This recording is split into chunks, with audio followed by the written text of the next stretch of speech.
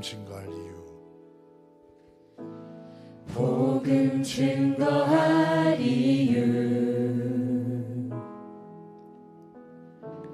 내게 없다면 무엇 때문에 내가 살아야 하나. 전도해야 할 사명 내게 없다면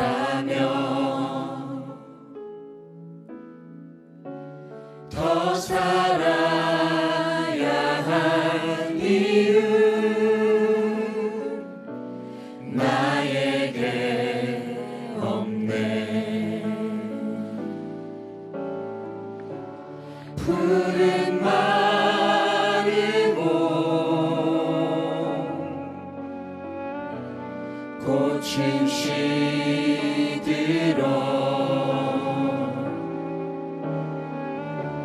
세상 모든 것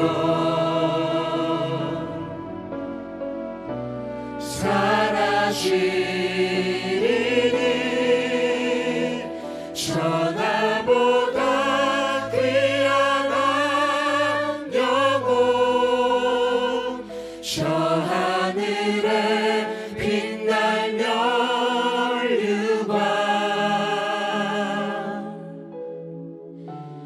내가 가진 이 복음이 저들에게 증거된다면 아낌없이 생명을 드려 주저없이 일생을 드려 나의 눈물 나의 기도로 주님 앞에 나아가리라. 복음 증거할 이유. 복음 증거할 이유 내게 없다면 무엇 때문에 내가 살아야 하나. 전도해야 할 사명 내게 없다면 더 살아야 할 이유 나에게 없네. 푸른 마르고 꽃은 시들어 세상 모든 것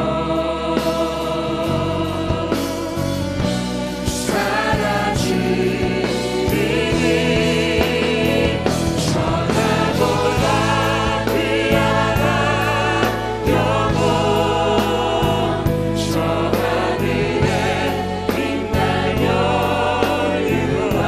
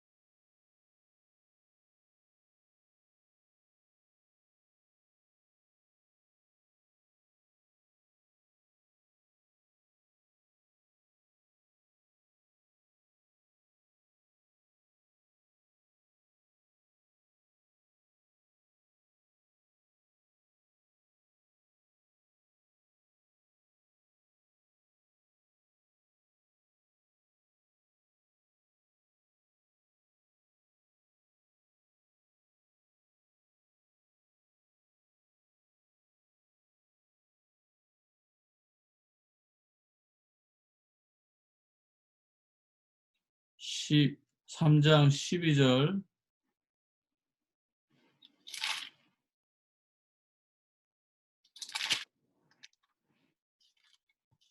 13절 보겠습니다. 12절, 13절. 우리가 이같이 소망이 있으므로 담대히 말하노니 우리는 모세가 이스라엘 자손에게 장차 없어질 것에 결국 주목하지 못하게 하려고 수건을 거울에 쓴 것 같이 아니하노라. 오늘 이 새벽에는 우리가 좀 말씀을 통해서 언약을 다시 확인해야 되겠습니다. 우리가 언약을 잘 이해해야 됩니다.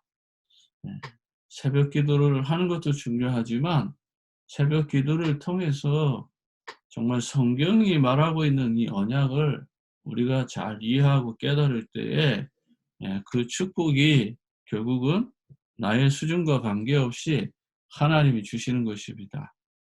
창세기 1장 27절에 우리가 하나님의 형상이라는 것은 이 세상 속에서도 우리가 구별된 자라는 것입니다. 구별되었다는 말은 또 어떤 말씀입니까? 선택받은 존재라는 것입니다. 선택을 받았다는 말은 뭐예요? 하나님의 특별한 보호 아래에 있다라고 하는 것입니다. 그래서 범죄한 우리 인간이지만 특별한 그 보호 아래에 하나님께서는 우리를 구원하시려고 우리를 이 세상에 거지처럼 영적 거지로 살게 하지 않으시려고 여자의 후손을 보내겠다고 약속하신 것입니다. 사람의 수준과 계산과 능력으로는 이해할 수 없는 거잖아요.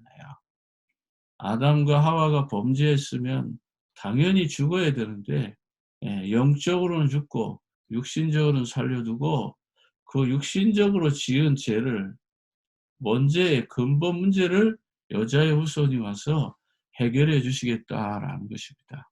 아담의 후손은 다 죄인입니다. 죄인은 하나님과 맺은 방법으로 문제를 해결해야 됩니다. 그래서 언약이 이해가 되는 사람은 언약을 제대로 깨달으면 뭐가 이해가 됩니까? 예배가 이해가 되는 것입니다. 그래서 하나님은 예배의 방법을 통해서 또 언약을 이어갑니다.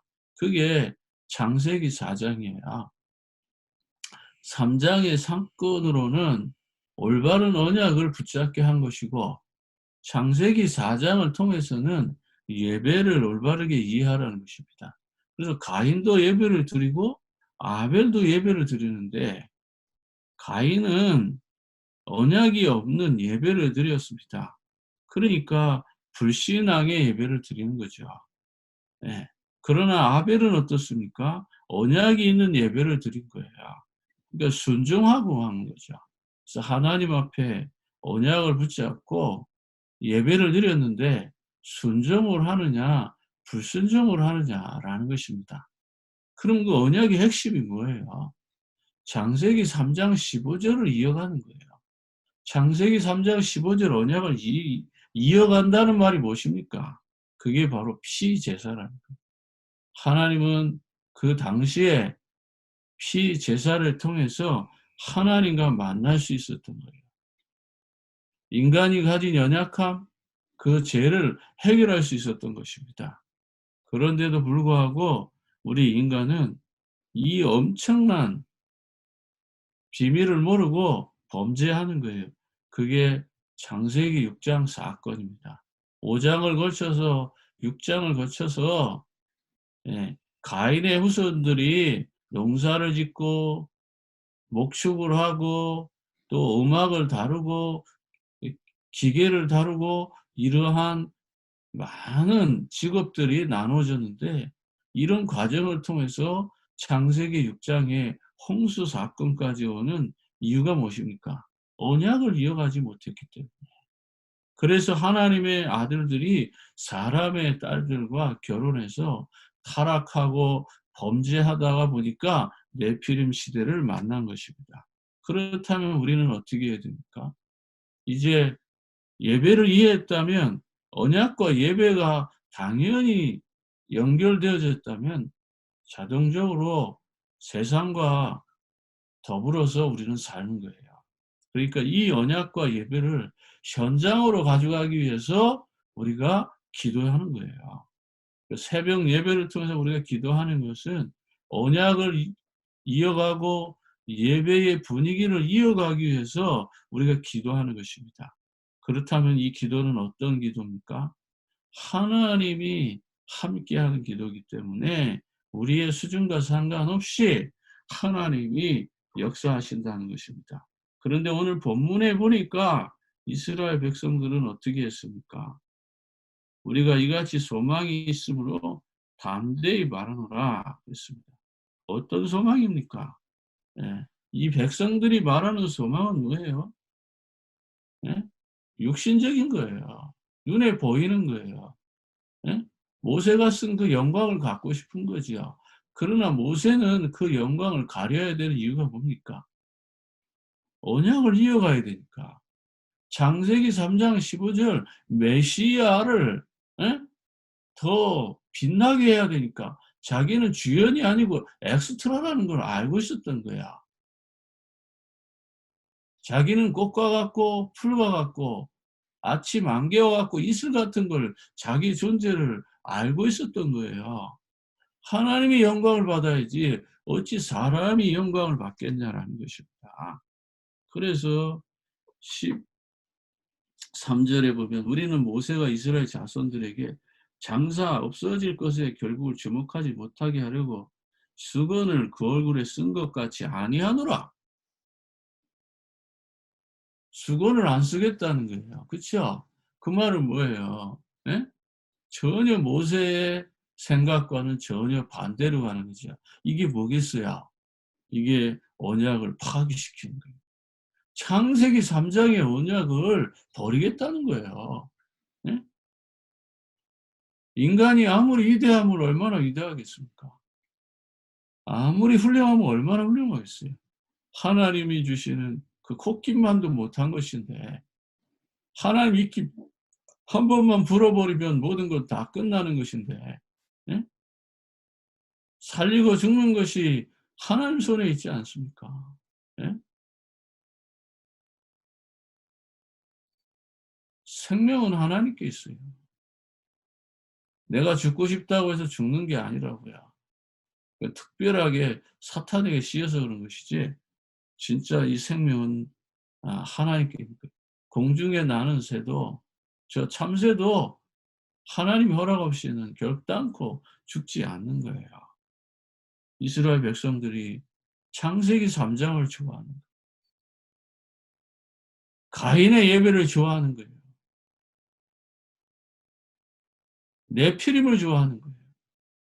바벨탑을 좋아하는 거예요. 그게 바로 오늘 나는 모세와 같이 수건 쓰는 걸 하지 않겠다라고 하는 겁니다. 이게 뭐죠? 불순종이에요.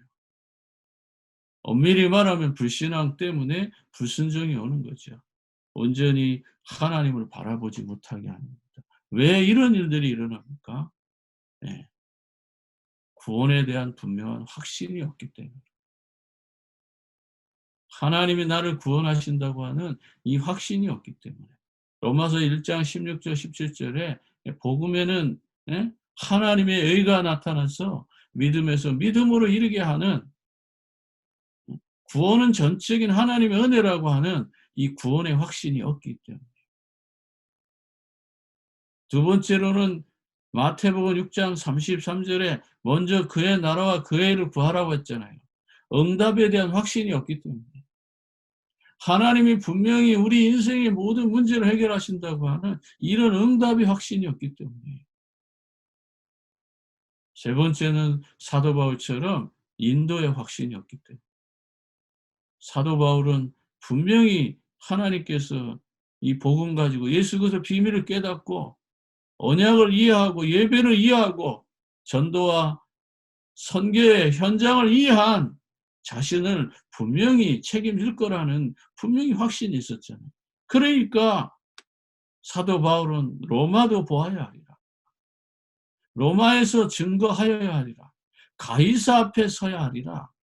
인도의 확신이 분명히 있었다라는 것을 우리는 기억해야 됩니다. 또한 사도 바울은 사죄의 확신이 분명히 있었어요. 그는 육신의 법과 마음의 법 사이에서 갈등하고 있었잖아요.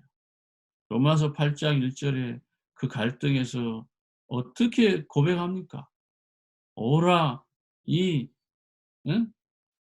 사망의 올무에서 나를 누가 건져주리야? 오라, 나는 공고한 사람이로다. 이렇게 갈등하고 있었을 때에 로마서 8장 1절과 2절에 사죄의 확신을 갖고 있었어요. 그리스도 예수 안에 있는 자는 결코 정죄함이 없나니 이는 생명의 성령의 법이 죄와 사망의 법에서 너를 해방하였습니다. 사죄의 확신을 분명히 갖고 있었잖아요. 그리고 우리는 승리의 확신을 분명히 가지고 있어야 됩니다. 우리가 신앙생활이 희미한 것은 결국은 우리가 이 5가지 확신이 없기 때문에 결국은 이렇게 무너지게 될 수밖에 없는 것입니다. 오직 예수가 그리스도라는 분명한 언약을 깨닫고 있다면 어떤 환경 가운데 있다 할지라도 하나님이 주시는 창조의 놀라운 축복 속에서 믿음으로 승리할 줄 믿습니다. 오직 예수가 그리스도라는 이 분명한 언약을 붙잡고 승리의 확신. 그래서 사도 바울은 생명의 면류관, 의의 면류관을 바라보느라고 그는 말씀하잖아요. 사람의 힘이 아니라 하나님이 나를 부르시고 인도해 주실 것을 확실히 믿었잖아요. 위에서 부르시는 부름의 상을 위하여 뭐라고요? 달려가노라. 그곳에는 뭐라고요? 의의 면류관, 생명의 면류관이 있다라고 하는 것을 분명히 알고 있었잖아요. 이게 승리의 확신이에요. 골로새서 3장 13절 14절에 보면 이렇게 말하잖아요. 형제들아, 나는 아직 내가 잡은 줄 여기지 아니하고 오직 한 일, 즉 뒤에 있는 것을 잊어버리고 앞에 있는 것을 잡으려고 푯대를 향하여 그리스도 예수 안에서 하나님이 위에서 부름의 상을 위하여 달려가노라. 분명히 궁극적으로 승리할 것을 확신하고 자기가 가지고 있는 모든 것을 어떻게 했어요? 골로새서 3장 1절과 18절에 보면 모든 걸 배설물로 여겼잖아요. 예수 그리스도만이 최고라는, 예수 그리스도만이 과거의 죄, 현재의 죄, 미래의 죄를 확실히 해결할 수 있다라고 하는 것을 깨달았잖아요.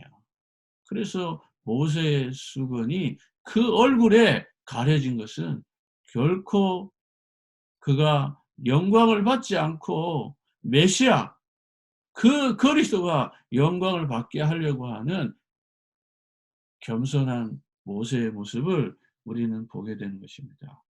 이 아침에 우리도 이와 같은 놀라운 축복을, 나의 영광이 드러나는 것이 아니라 하나님의 영광이 드러나는 것이고 나의 하는 모든 일들이 예수 그리스도를 높이고 나는 작아지는 그러한 믿음의 큰 축복의 역사가 이루어지게 되어서 새 언약의 일꾼답게 정말 믿음으로 사는 언약의 축복을 누리게 되기를 주의 이름으로 축복합니다. 기도하겠습니다.